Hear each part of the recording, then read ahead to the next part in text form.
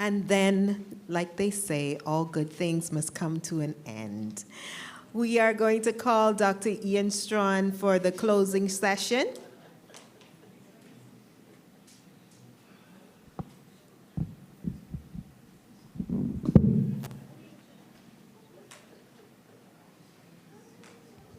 To be super formal, I should have given you a long intro to read. Yeah. We're going to skip that. Friends, my heart is really full right now. I do not want this conference to end. And I've attended quite a few conferences, and I've never felt that way. But I really don't want this one to end, and that's because it's been such a wonderful coming together, and the vibrations have been so good, and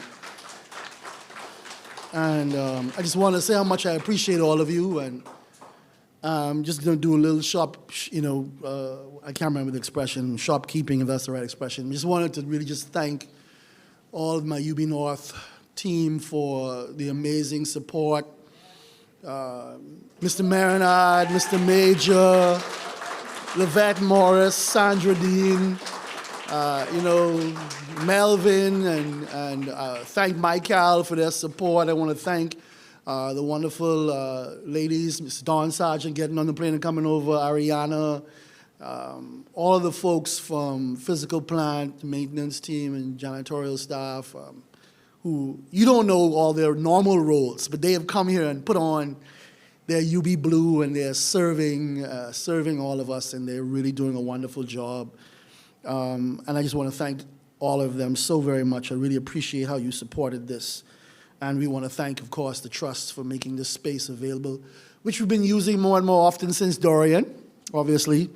Looking forward to having our own home, not that we would not want to continue to partner, but looking forward to having our own gallery and library again and theaters again in UB North. And I think we're close. The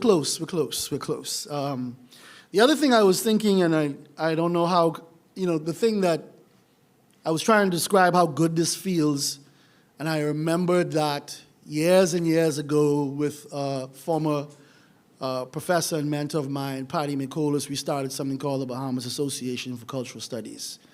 And I think, yes, and it's kind of fallen away, but I think this moment speaks to the fact that we need, as scholars who care, love, and write about and think about the Bahamas in multidisciplinary ways, we need to come together periodically and share our work and collaborate and talk. And so I think one of the things that I come away from this with is that there is a need to establish a Bahamian Studies Association, and for that to be somewhat formally constituted so that maybe not every year, but maybe every 2 years, we can do something that we can come together and whatever our discipline and share our work. Both the Bahamians abroad, as you saw, there are Bahamians abroad who, they aren't as beautifully located as Erica is right now in Florida to just fly over. They're very far away, some of them across the Atlantic, but they still want to be a part of this conversation. And so that's one of the things I want to say that I will pursue. And of course, as I mentioned, we want to get a publication out of this conference. And so I'm going to leave you for a while, but I'm going to write you all, and hopefully what I'm going to say is sometime in the fall, I haven't made up my mind when, I will send you a deadline by which hopefully you will be able to share what you have. Aaron, I don't know if that was your piece was original to us, but we would love to be able to include your piece as well. It was a wonderful beginning to our conference, and I want to thank you so much for coming and reflecting with us on 50 years. And, Barbados has done that already, I'm sure, right? Yeah, a few years ago, like Jamaica and Trinidad before, and so here we are. Okay. I don't have a written text, but I do have some thoughts I want to share. And I have angrily and maybe irresponsibly titled this talk, The Babylon System is the Vampire. Plantation, the University, and Intellectual Capture. And I have to admit that I just liked how nervous that might make some people as a title. But I've been thinking about it, and I am obviously like many people, a huge fan of Bob Marley and memorized the lyrics of almost all his songs. And this one comes from the 1979 album Survival. And the lines, okay, I need my glasses. The lines that I'm referring to here, building church and university, deceiving the people continually, graduating thieves and murderers, right? Building church and university. And recently I listened to it and I was like, wow, I've given my adult life to working in a university. Am I a part of the Babylon system? Am I a suck-neck vampire sucking the blood? I'm definitely a bald head, but you don't have to be dread to be Rasta, is what the man say in the song. So,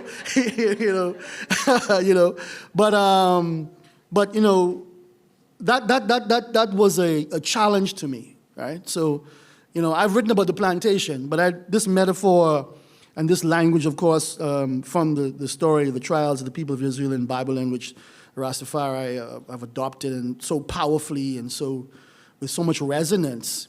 We know that the Babylon system, really represents exploitive global capitalism, racism, brutality of slavery, and all of the disjuncture of colonialism. And it speaks to the apparatuses of indoctrination and neocolonialism, right?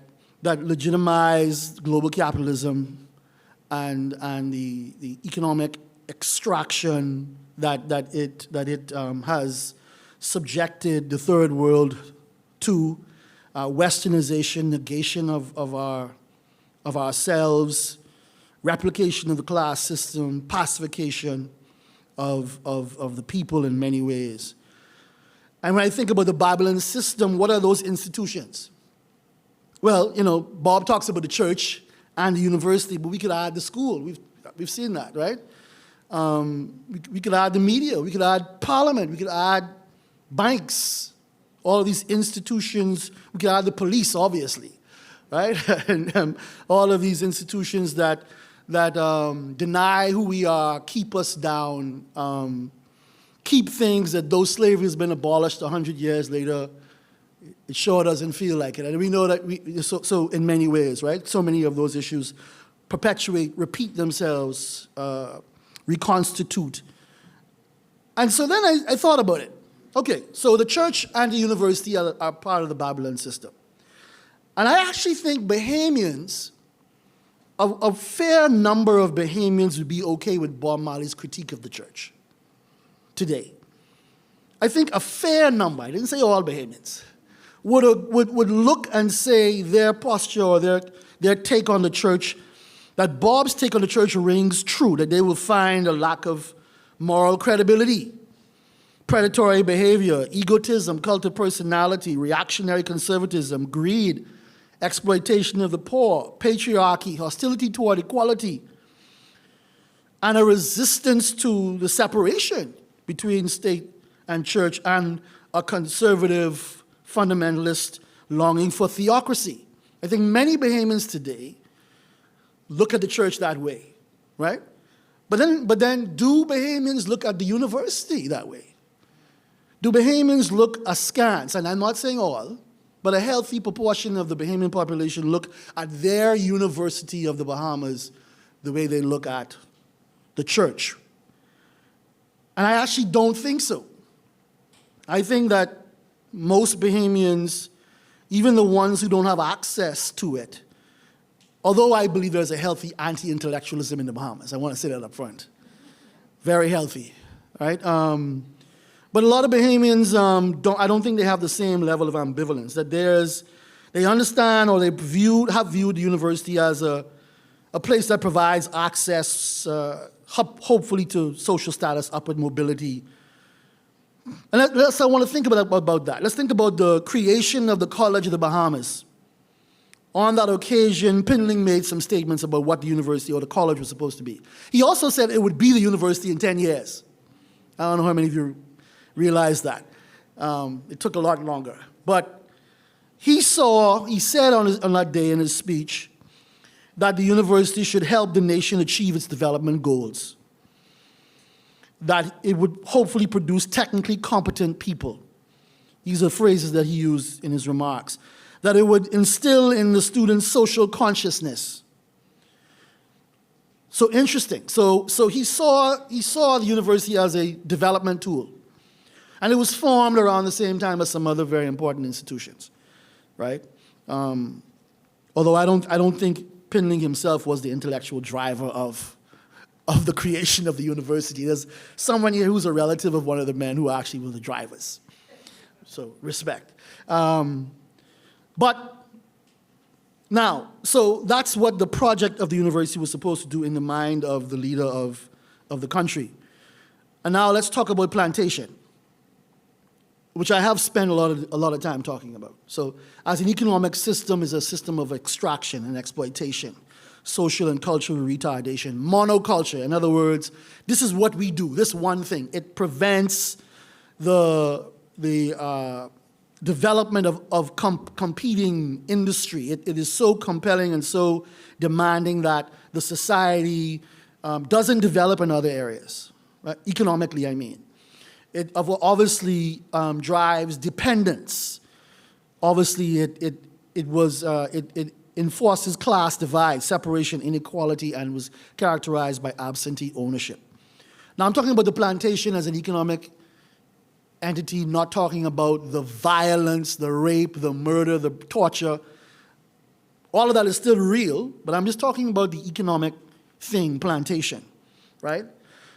And I've argued that it still exists, that it has modern permutations, it has evolved, right? We're not growing sugarcane or cotton or tobacco in the Bahamas, but yet we have plantations. How, right? And we know that exists now in terms of foreign, multinationally owned hotels and resorts. It still exists in luxury housing communities. It still exists therefore in the real estate industry and in obviously offshore banking. And we see it in mass tourism, and the highest expression of it is, in my view, the cruise ship, which is how 2/3 of our visitors, maybe 3/4 of our visitors actually come to the Bahamas, right? So that the multinational corporations, we're just a backdrop, right? They own the means of transport, they own the food, they own the entertainment, and they own the rooms. And so that's why it's of such a little value in terms of the spend of tourists to help our economy, right? All right. Now, so then I want to think, how does the plantation economic model affect Bahamian life? And then I'm going to come to how the university is affected by the plantation model. So in my view, our latest version of plantation economics in the form of mass tourism does some things. One effect, and we know that the main gift is foreign exchange and jobs, right? Those are the two things. But it's affected our ability to be self-reliant, right? Obviously, we know we do not own the tourism industry. There is not a major hotel owned by any Bahamian. The standard, the size, the scale of Atlantis and Bahama means is that it demands food, energy, water, and all these other things that are beyond the actual capacity of the country to produce. So it has to be brought from the outside. Our economy is built to support FDI in a way it has never supported domestic investment, right? Through things like the Hotel Encouragement Act from the 1940s. And we know that we've been building hotels in the Bahamas since the 1860s with the Royal Victoria Hotel. So our governments have been designed to support this for over 100 years. We have a regressive taxation structure which also enables and attracts foreign direct investment so that the poorest pay a greater percentage of their income to support the system and provide the services, and the ultra-rich pay almost nothing in comparison. We also know, look at the pollution and environmental degradation and the uneven development, which are also a part of the plantation model, and the land alienation, right? Skyrocketing prices, lack of access to beachfront and waterfront, et cetera, dispossession of land through these developments, and also to even the impact on our culture, because I actually believe that along with this, we see this brochurization of Bahamian culture. And I would call it a neutering of popular cultural performativity. All right? So what do I mean by brochurization? You have musicians playing songs in the hotel lobby. You don't have Bahamian clubs anymore. And I don't know of any, that's true, there are some other Caribbean countries where this happens. But we record songs that are touristic, right?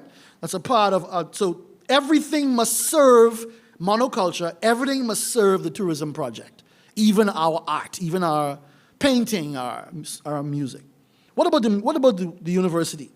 Well, I would argue that, and I am a product of the University of the Bahamas, and there are a number of people in this room who are products of the University of the Bahamas, and I work there now, and a number of you work there now. And so I can't pretend as if the university has not been instrumental in a positive way in helping to develop and grow our country and give opportunity to thousands of people. It has done that in the area of its teaching and preparation of people who can go and work, right? So in workforce preparation, in the expansion of the middle class, and in the perpetuation of the middle class, we see certain things that have been productive part of what we do. But the nature of plantation economy has also affected what we teach, what we think is worthwhile pursuing as education. Let's think about it. The University of the Bahamas offers degrees in nursing, teaching, accounting, tourism and management, banking and finance, law. All right? We are essentially producing middle managers to manage the plantation economy. Now, it's interesting. In 1925, we started government high school, and people like R.M. Bailey had fought for that. They thought they were training teachers. That's what they were hoping to do. They ended up actually training some men who flipped the whole deal in a way, right? So things happen, but that's part of the dynamic. Is we are perpetuating, we are providing service for the system in a way. And that, of course, reinforces consumption rather than production, and dependence. And, of course, we know that many are barred from access to the passport, which is a bachelor's degree, right? So the university's tertiary grant program is need blind. So essentially, a lot of people who could pay to come to the university get a free ride. So those are private school, middle class kids get to have a free ride. Whereas the kids who probably went to public school and struggle, who can only get in through college prep, there's no support for them. All right? So we are 50 years in as a nation, and I'm going to identify programs that are either dead, dying, have never existed, never been pursued, or are just nominally in existence. University of the Bahamas, National University of the Bahamas, 50 years. Agriculture. Agricultural economics. Geology. Think about it, because there's been a lot of talk around mining and what is happening. Geology. We've never trained anyone. We're not interested. We're not thinking about it. Marine science. Environmental science. Forestry. After Dorian, tens of thousands of acres of pine were destroyed. The Bahamas salvaged almost not a tree. Think about that. We didn't, these were mature. I don't know if you, I don't know if any of you did you go to, any of you saw the pine forest of Abaco before August of 2019? Those trees were glorious. Gone. Right? And if you drive down the East Grand Bahama, you miles and miles of pine forest. I have yet to make the drive because I don't want to see the death.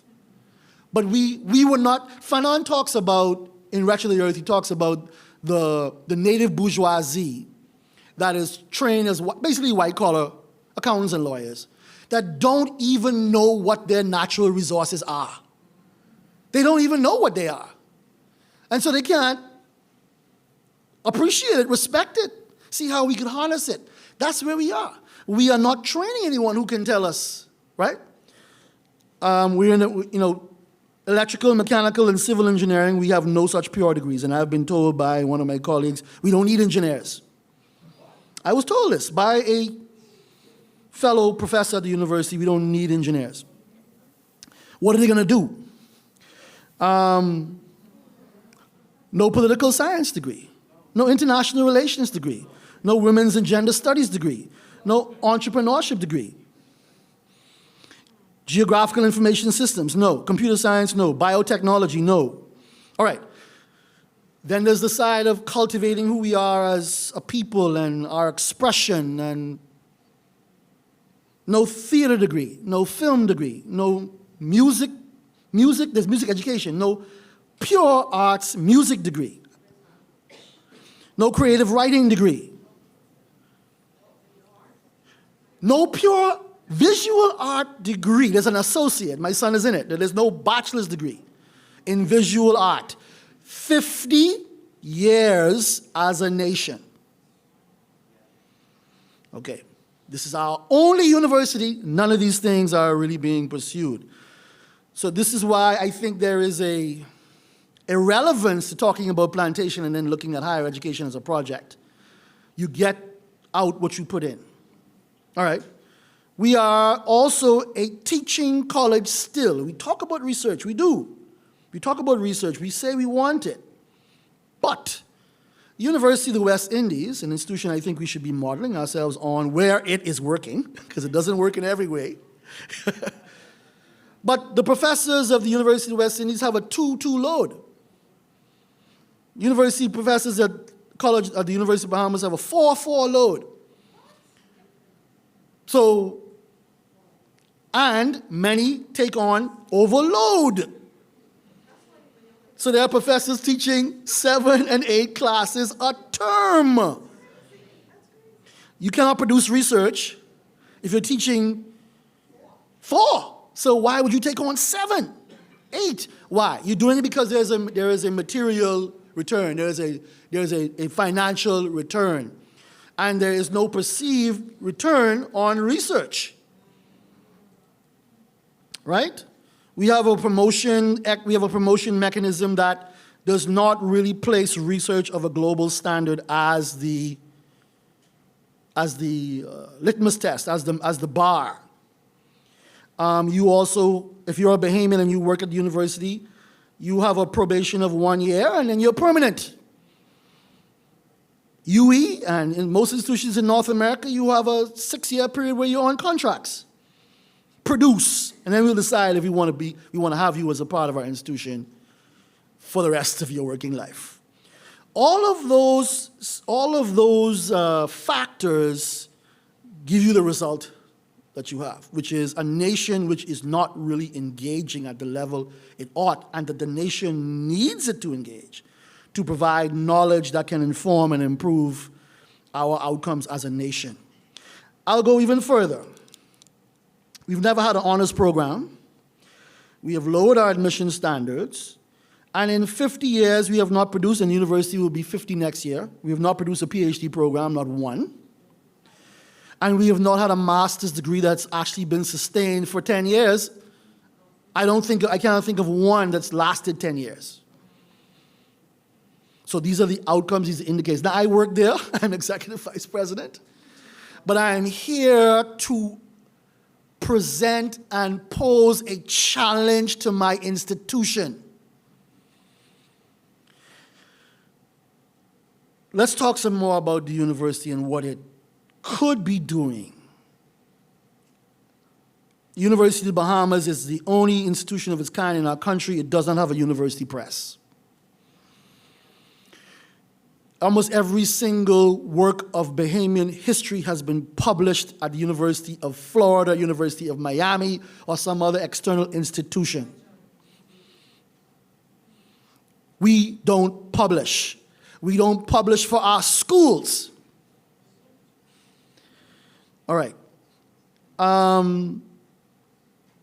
We are the only institution of our sort in the country. There is no university radio station. There is no university television station. We are not actually trying to educate the public and disseminate the knowledge that we have access to the general public, to add value, to raise consciousness. We are not interested, it seems, in engaging the nation on the issues that matter most. We are, in fact, comfortably irrelevant.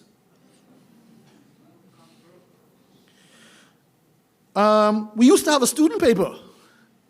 Nico, how much years has that been going? It feels like 10, 15 years since the last time we invited students. No.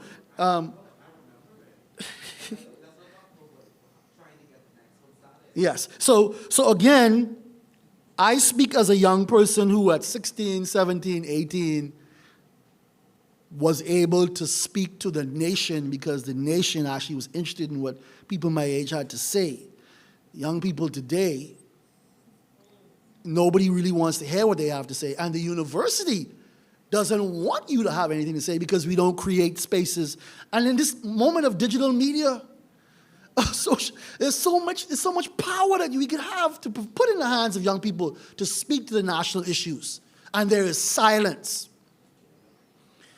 All right, let's think about again our issues, our role as a university.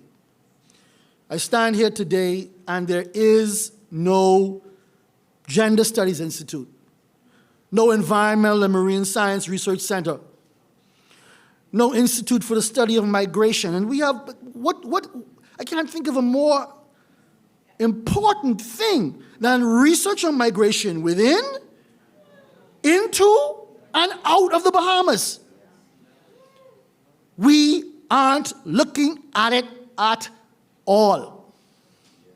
There's no focus on international relations, no institute, think tank, body that's doing international relations. Looking at there's nothing, no institute, think tank, center to look at economic policy, American relations, Chinese relations, Caribbean and Latin American relations. We are not thinking about it. We aren't talking about it. We aren't writing about it. There is no demographic research on a consistent basis measuring public opinion, changes in population, value systems. Now, I was one of the people who helped create the Government and Public Policy Institute. It is the only really functioning one that we have. But listen to all the things I'm focusing and I'm mentioning here. We don't have tourism research. We don't have, although we all admit there is a crisis in education, the university has no educational research institute.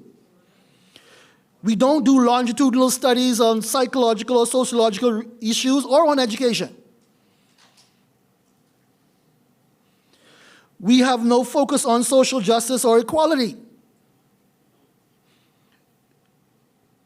There is not a single endowed chair at the University of the Bahamas. Not one. All right. Now let's think about it. You know, we have no fellows. We have no pre or postdoc fellows. We have no research and teaching assistants. You're right. I'll leave the research part alone, and obviously I'm passionate about that, but let's just think about it another way. We could talk about, that's the purely academic side of it, and the creation of new knowledge that could inform our nation and how we operate. let's just think about it from the practical or applied side. We are supposed to be a development engine, right? We're supposed to be helping solve problems. I am not going into the classroom to teach so you could get a job. I want you to get a job, don't get me wrong. But I want you to help solve problems for your country, right? Okay, all right. You would think that the university could also marshal its talent and faculty and students through grant writing, through partnerships, to maybe experiment and try to apply some knowledge, to model some solutions to some problems. I'll give you 8 examples. Sustainable power generation, recycling, food production, carbon reduction, curriculum development, sustainable innovation and entrepreneurship, water sourcing, use, conservation, business incubation. These are things universities around the world do for their societies, for their communities. All right. We develop a strategic plan. The strategic plan does not speak to what the core values of the university are. And it has little discernible connection to the National Development Plan, as far as I can see. I can stand to be corrected. All right. You might not like the National Development Plan, but it's there. They tried. It's 500 pages long. Check it out. All right. So I'm coming to my end here. The mission of the university, I'm paraphrasing, is to support and drive national development through teaching, research, and service. To support and drive national development through teaching, research, and service. The University of the Bahamas has no office of outreach. In New Providence, we are located on Ponciana and University Drive, right across the street from Bain and Grantstown. What are we doing? What is our mandate where service is concerned, right? I'm very excited that we're back in downtown on the North Campus, and we need to think about that. What is our agenda? How do we become a transformational agent within this community? The plantation, it is possible to have a pessimistic view and to say that the region as a whole is consigned to participate or consigned to a particular role and place in the world economy and to history. That it may be impossible to overcome our origins of slavery, of plantation, of colonialism. But, and someone quoted him earlier, I'm going to quote Pedagogy of the Oppressed. What is education? He writes, I don't speak Portuguese, Freire, I think the name is. Education either functions as an instrument which is used to facilitate integration of the younger generation into the logic of the present system, or bring about conformity, or it becomes the practice of freedom, the means by which men and women deal critically and creatively with reality and discover how to participate in the transformation of their world. And that is what the University of the Bahamas has to be about. That is what all education in our country should be about. Equipping our young people, our children, whatever age you come and interact with the institution, in transforming our world. How do we do it? The University of the Bahamas needs, well, before I say that, I'll say this. Our nation is at a moment in its 50th year, in my view, where it is starved for vision, where it is starved for voices it can trust. And national life itself is starved of intelligence, courage, and a commitment to the best values. That is my assessment of where we are in year 50. What role can the university play? I think the university can do a great, great work to plant the seeds that can flower and bring forth fruit for the next 50 years. It can be a decolonizing agent for our country.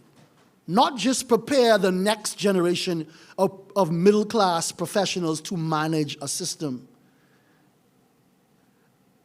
where schools are built to fail the people who attend them. A healthcare system where your citizens feel like if you go there, you're going to die. Not a system where we are building, where basically your capital island is ghettoized. Ghetto is expanding. The only place it feels sometimes that isn't ghetto, you can tell it's for tourists because it's nicely paved, well-lit and landscaped. What we need then, rather than being an extension of plantation, a branch of the Babylon system, is four things. And the responsibility lies with University of the Bahamas faculty.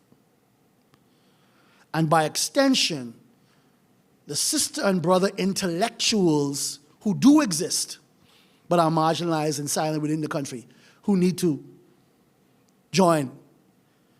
And in fact, I actually believe that the university has, unwittingly perhaps, been complicit in alienating and marginalizing Bahamian intellectuals by leaving them or creating barriers to their entry into the university by its practices, if not by its policies, and has been more comfortable hiring non-Bahamians than its own people.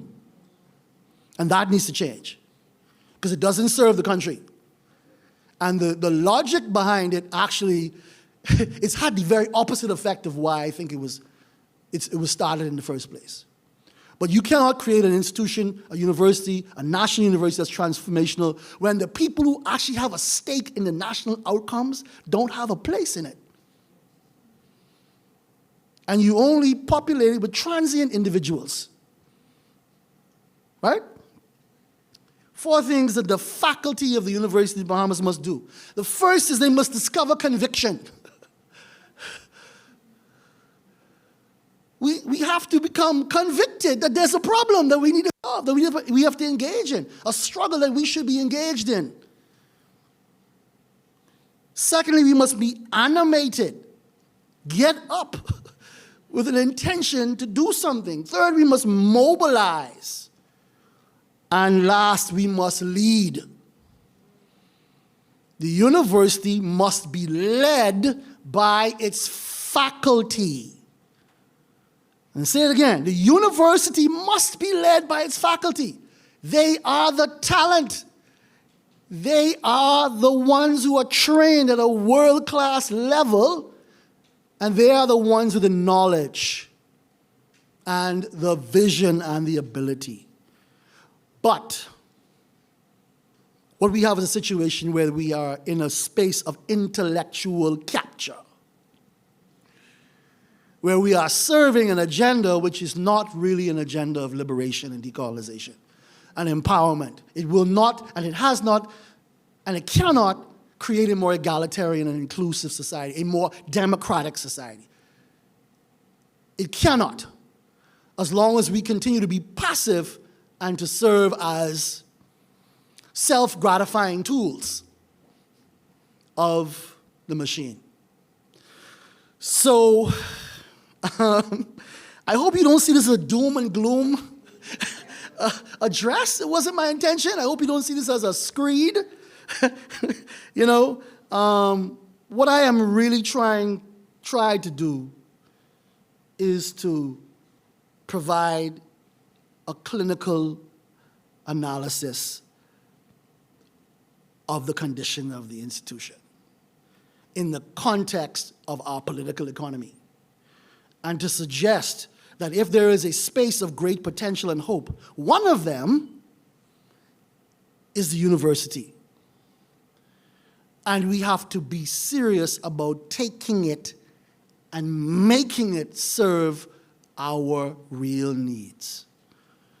Thank you very much. It's been a pleasure.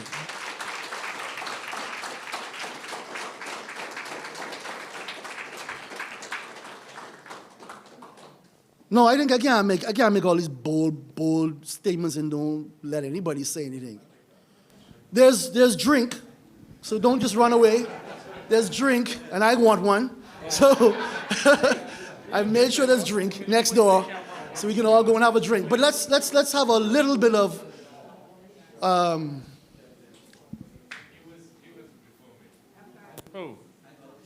Okay, great. Well, Dawn, your hand. You have the mic in your hand. Talk. Yes. Okay, great. So I like how you talked about the different types of programs, university. Let me go in front. All right. The lighting is a bit better here, right? Yeah. Great. So you spoke about the different types of programs the university doesn't have, right? And the need for faculty or persons who have stake in university essentially coming up with solutions for them. I can tell you from personal experience, before I became adjunct faculty, I was staff. I was a lab technician at the university. I'm not going to say which department to call anybody out, but I sat in a meeting which I was invited to at the time by the chair of, not the chair, sorry, it was the chair of the school, and it was about film studies. And my contribution as a student who graduated from that program was giving suggestions of the courses that we had done and how they can easily be translated into film studies. Because you were a broadcast journalism student. Yes. Yes. Yes. But what I found interesting about it is like someone who actually sat on one of these panels discussing the issue was one of the very same people that chopped me down from the situation. And one of the questions they asked me, which I never forgot, was, why are you here? Who invited you into this space? Because I had a bachelor's degree at the time, didn't have my master's yet. So I found it very rich when we were talking about this decolonization when you, not you, but they're up there speaking, but you are a tool of this colonization process. Another time this happened, I wrote a proposal in that position to, I think I was tasked at the time by the VP of OIT to write a plan and proposal for the university's radio station, which is one of the reasons I was hired. I did. I wrote one, and I wrote a proposal for the progenitor of what would become the university's television station. It was a chief member of the executive team of the University of the Bahamas who dressed me down in the situation. And I will quote what I was told. "You do not know your place. We don't hire you, Mr. Sergeant, to do these things." Right? True.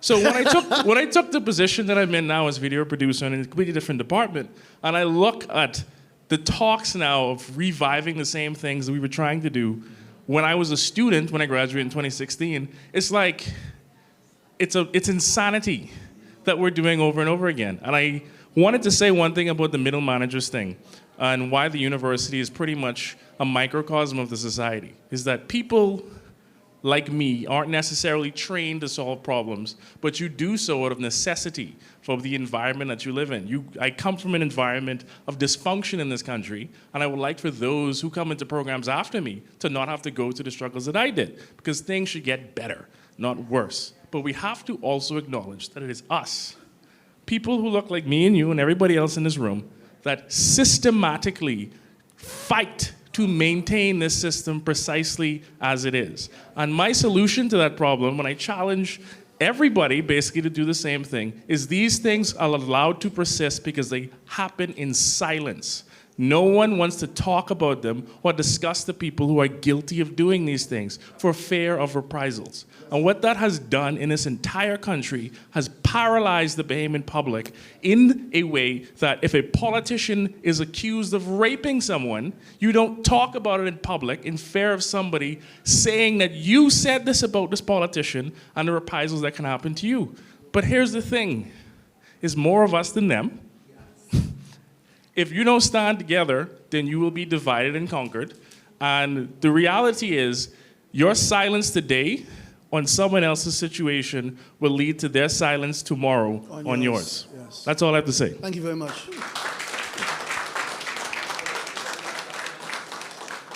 Okay, so one of the programs you didn't mention was philosophy. That's dead.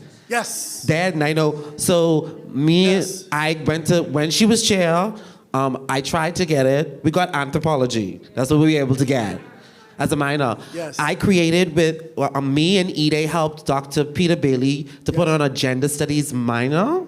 I think it's gender diversity minor. That's running. I know that because I contributed to that curriculum, Yes. right? I also, Dr. Ulenton asked me in 88 to contribute to changing Women and Gender 376. We helped to update that cause. Ulenton is a history professor. For those Yeah, who Ulenton is a, yeah. Yes. But I think one area that I wanted to talk about is the barrier or practice that bars Bahamians from having access to producing knowledge is the International Journal of Bahamian Studies. And watch this, I can say it. I did this study, in the 25 years, I did this in 2021. In the 25 years, William Fielding has accrued 19 publications, 14 of which are just him alone. The second person is Nicolette Bethel with 5 publications. The third is Dr. Bethel Bennett and Marie Sayre Singh with 3 publications. 3 publications. I bring that up because there is no way that you can tell me that when you have a population of about 5% of white people, that is a reflection of our needs happening in the Bahamas. And I'm upset because there's a publication that Dr. Bethel Bennett knows, there's this publication that I had submitted. I had 2 issues, right, with that journal. That journal does not allow or give space for us to continue to produce, or for the people who are experiencing these issues to produce knowledge. It literally inhibits us from doing that. I have a piece that literally, it was published, but it was never published. Yeah. Yeah, same for me too. Yes. And the piece that was published, it was we were senior students. And I tried to get this together, and what happened was I was complaining about how white supremacy, like they were asking us to clarify or verify things that are commonplace and that we know happens here. And I'm like, this is the Journal of Bahamian Studies. Bahamian Studies. All right, there's a conversation that needs to be had, clearly. I wasn't aware of these issues, but there's a conversation that we have to have. But my point is that in the 25 years, only one black person has been the managing editor, and that's Marie Sayre Singh. The only Bahamian that's been the managing editor was Ann Lawler. Huh? Marie's Bahamian. Well, that would be 2. Yes, I understand. But in 25 years? In 25 years? It's giving really white supremacist to me. That's what it's giving. Thank you, sir. Thank you very much. Thank you.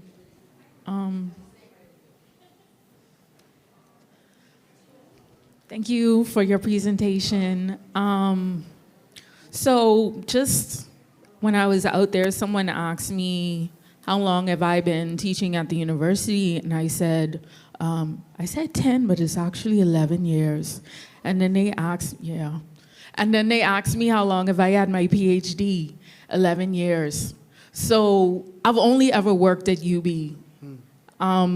Straight out of grad school, I was ultimately blessed to come home. And I will never forget when I came home to do the interview, one of my very good friends, learned friends, said, okay, now Nyambi, do good, but I know you just get your degree, but don't be too smart, because people don't like smart people. People don't want to work with people who think they too smart. And she was right. Yes.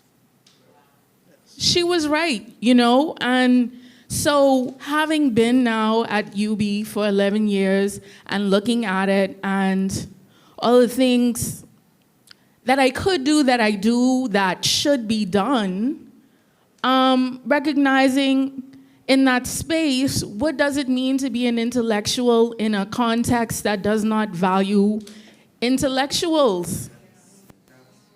Having colleagues, friends that are world-class scholars. And when I say world class, I don't mean they teach in Miami. I mean world class that have been at UB and been pushed out of UB, that are on the outside of UB banging on the door trying to get into UB, and there's no space for them there.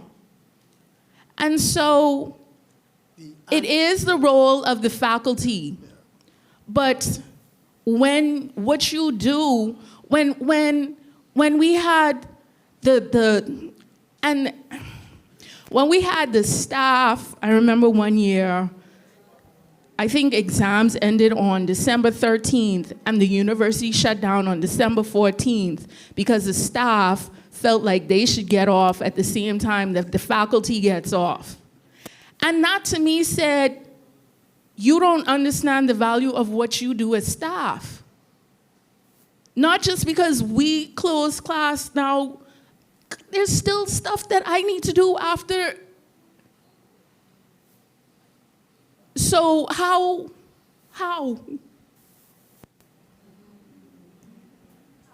Thank you.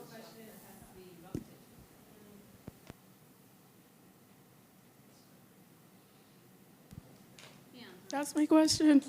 No, I don't have an answer for you, sweetie. I don't have no answer for you, sweetie.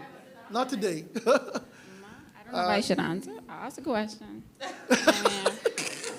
If I ain't got no answer, I may just be shaming myself. You know, You gonna answer me? Okay, thanks. I will try. So, Okay. Nyambi, look, Okay. it is a heartbreaking reality that the University of the Bahamas functions in many respects as an anti-intellectual institution. That it is, and it's also heartbreaking knowing the ends it serves.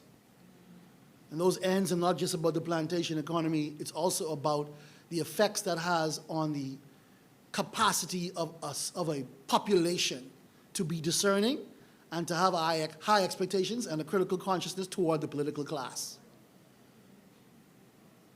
So it's a struggle.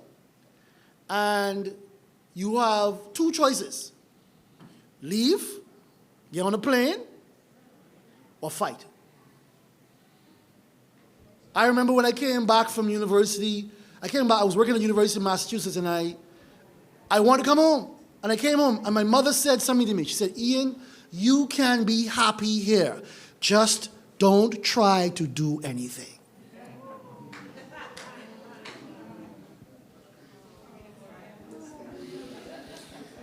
Keisha.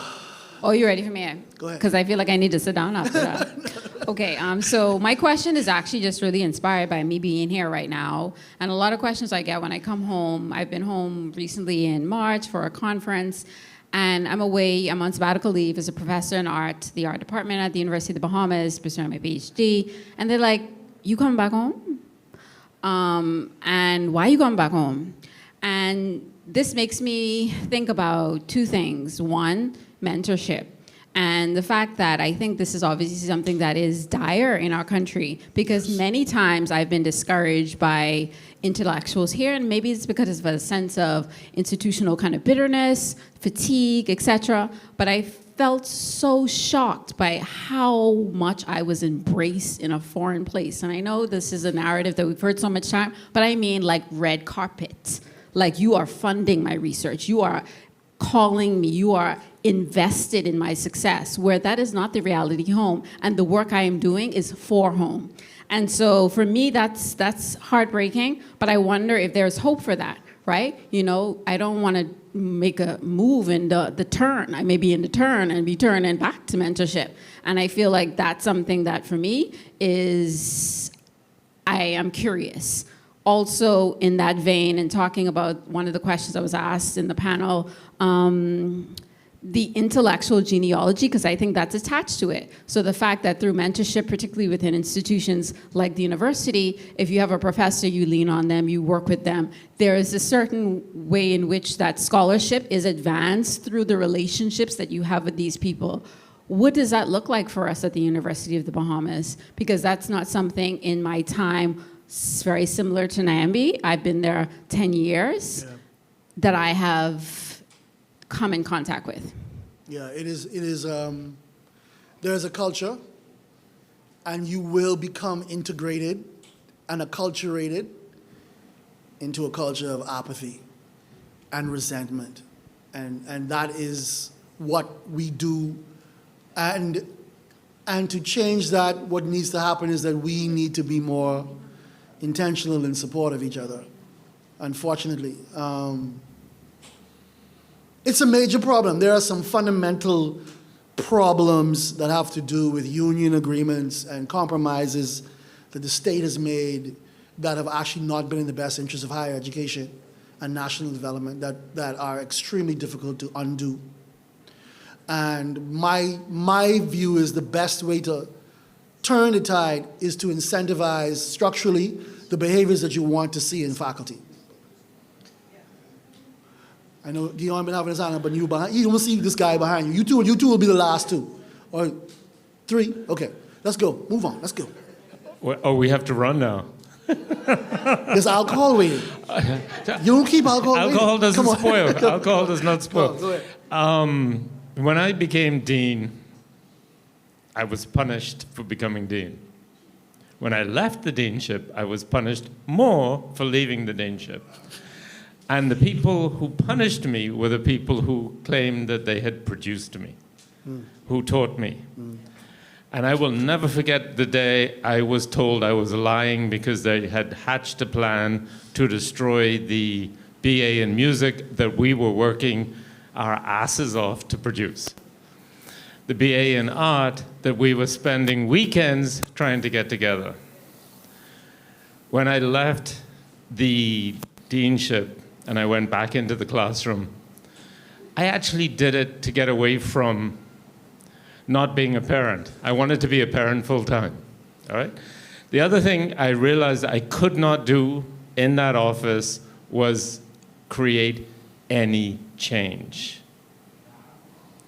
I proposed, I talked, I presented, I did all these things to create the PAC, to make it something back to kind of functioning.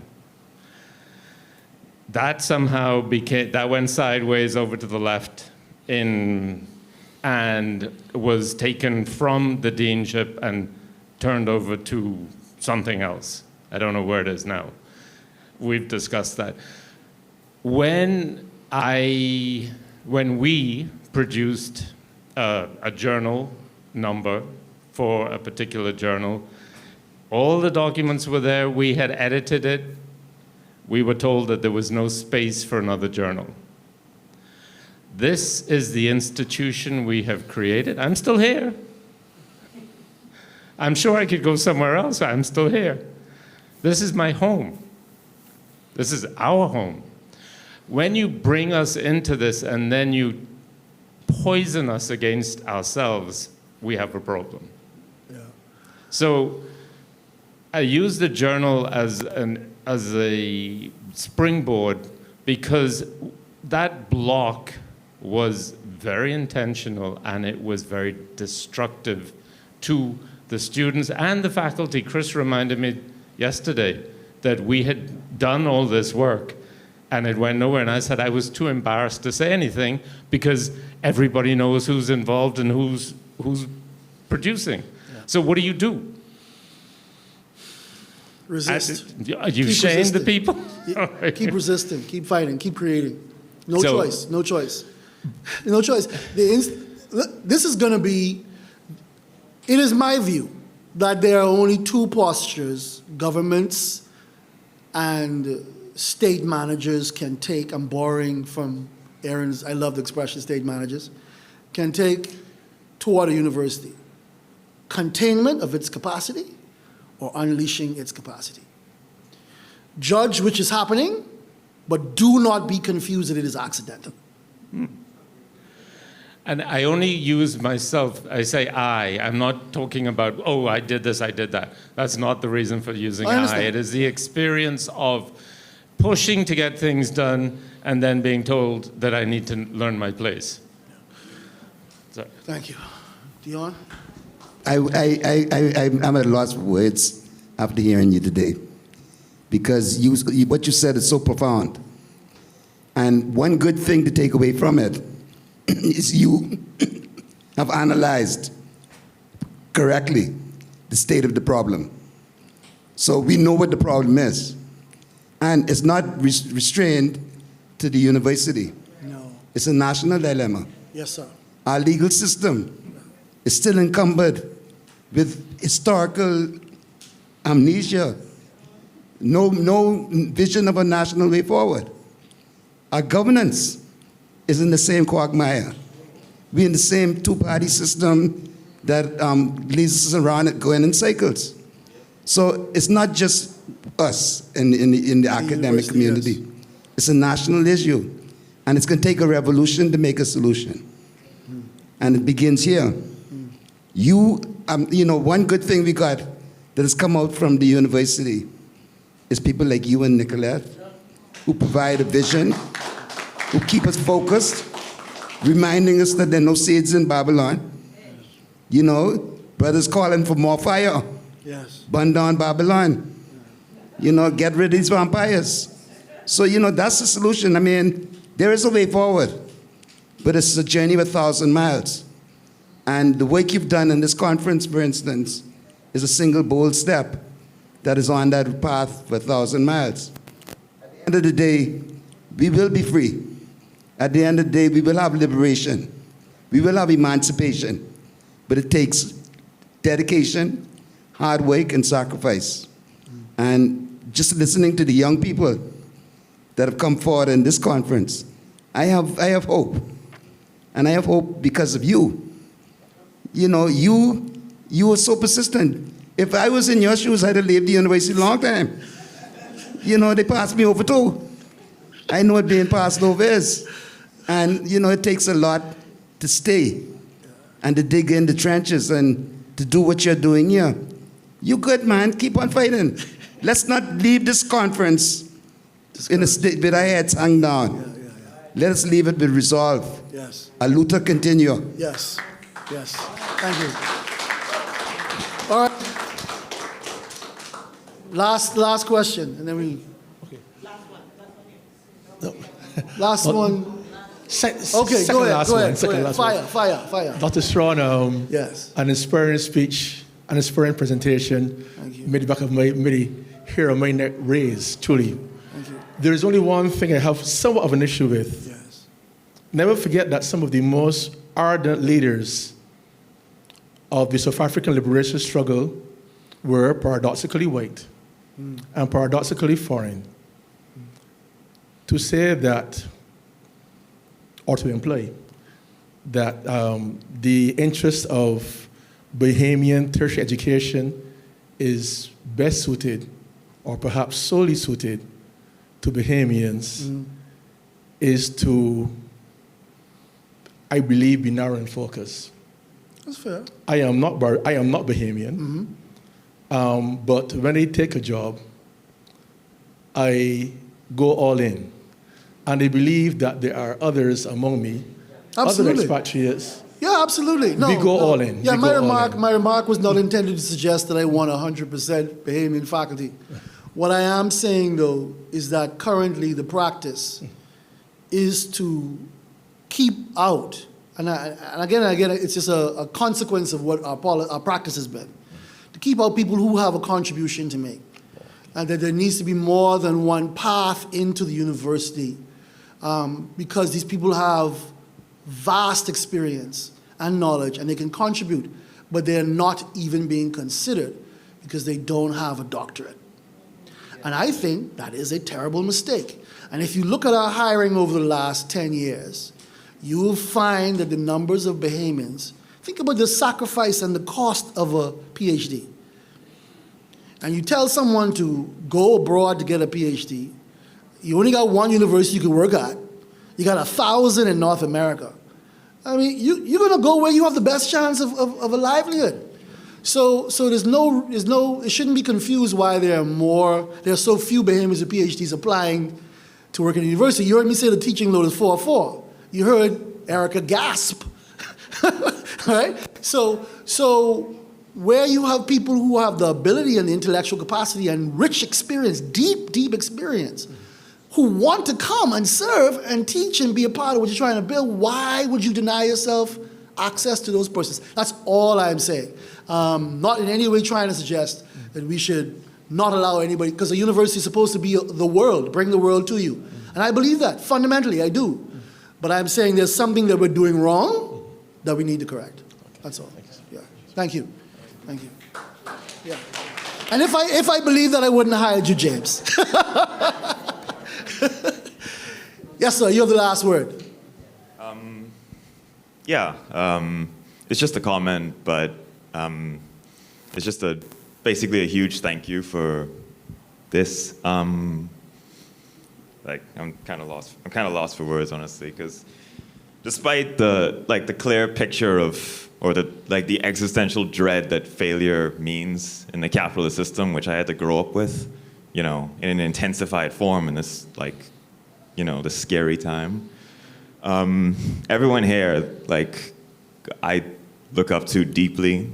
Everyone in this room, and even some in the other room, too. Those bastards. Just kidding. Yeah, just kidding. Go ahead. Because you all have, just from just being here longer than I have, obviously, being older, no offense. You've seen more failure than I ever have, but thanks. Just knowing lots more. but just being here and just having such a clear, just hearing everything, it paints such a clear picture of what inequality and colonialism does, and I wouldn't give up that learning experience for the world, and I hope to help in some way in future. Thank you so much. I will say this to you. I'm so encouraged by you and your courage. It is, I think Derek Walcott said something like this. It's a challenge that you don't have what you need. It's a blessing, though, and this is Ian Straw now.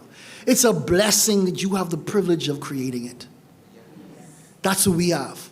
We have the gift of the opportunity to create what we need. And we've been given the gifts and the love and the intelligence and imagination to do it. So let's create it. Erica helped create it. NAGB is one of the success stories of the modern Bahamas, as far as I'm concerned. Beautiful organization. She's heartbroken by the current state of affairs, but it's going to get back to where it was before. We just need to create what we need. Thank you. Yeah.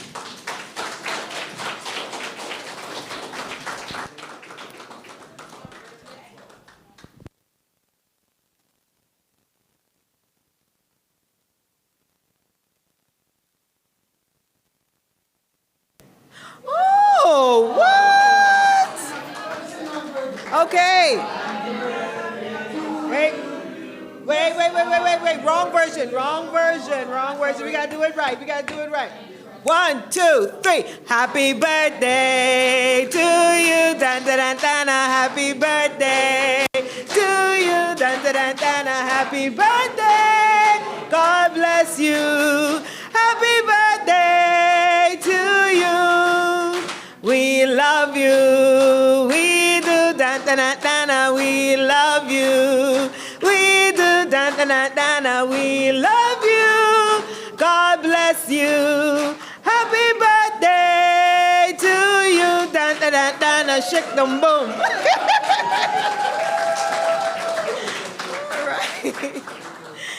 All right. What a wonderful way to end. But I know that some of you really don't want this to end, and you still are enthused and have more questions for our speakers. I know we did not have their email addresses or contact information for you to freely be able to do that, but if you would please email us at colonialismconference@ub.edu.bs, we will be sure to get you in contact with the speaker that you would like to continue your conversations with, your collaborations with. What a wonderful way to network and to move this discussion even forward, and maybe we won't have to wait another 50 years for something even more powerful and more progressive than what we have had here today, or this week, actually, right? So thank you so much. Like I said, Colonialism Conference, COLONIALISM. I'm hoping I'm seeing properly. I don't have on my glasses. Conference. And like Dr. Strawn said, he is inviting you for a mix and mingle, for drinks afterwards. Thank you so much for coming and being a part and being our guest.